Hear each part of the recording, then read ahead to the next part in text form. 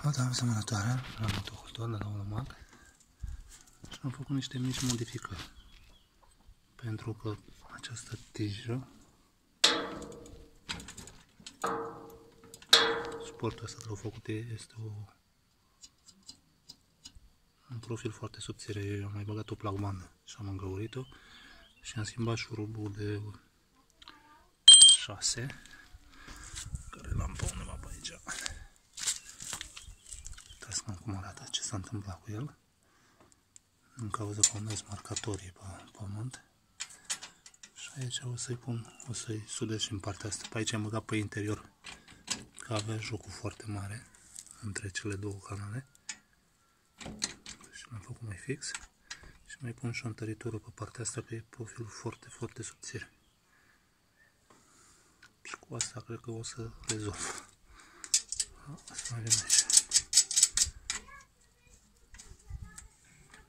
Dar o să o sudez. O să o oftuiesc la fel. Aici. Și o să meargă marcatorii pe pământ. Nu prea am folosit-o, am de vreo 3 ani. Și niciodată n-am folosit marcatorii. Trăgeam cu sfoară. Și am zis că de ce să nu îi fac să pot să-i folosesc, să-mi fie mai ușor decât să stau cu sfoara. Nu am nici teren așa mare. Și mi-a fost destul de cât de cât ușor să pun cu sfoara. Mergeam pe marginea sfoarei ca să respect 70. Au 3 secții. Eu una am anulat-o și le folosesc pe astea două. Pentru porumb. Altceva nu plantez eu. Și una am anulat-o. Țin anulată. Și acum să vreau să-i pun și niște despărțitoare aici ca să-mi țină porumbul mai adunat. Așa mare, toate se împrăște peste tot. Aici o despărțitoare și aici o despărțitoare să mai facem.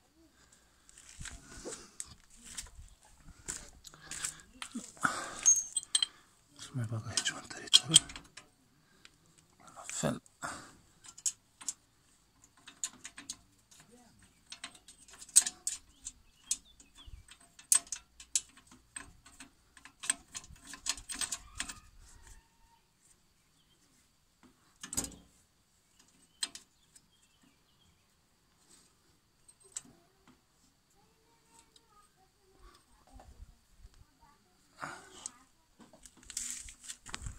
Și aparatul în priză.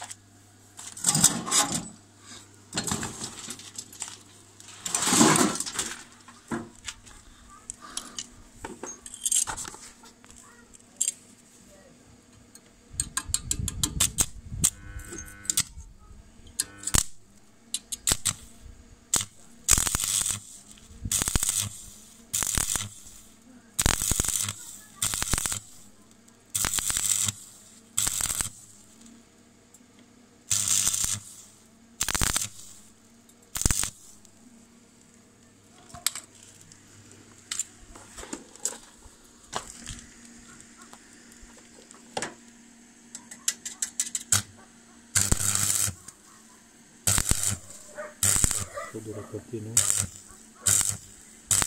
Urmă să plec.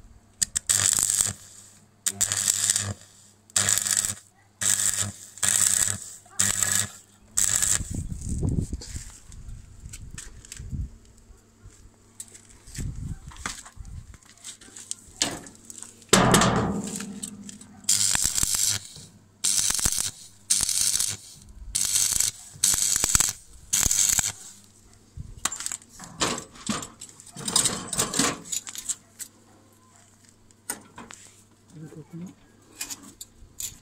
Să marcatorul.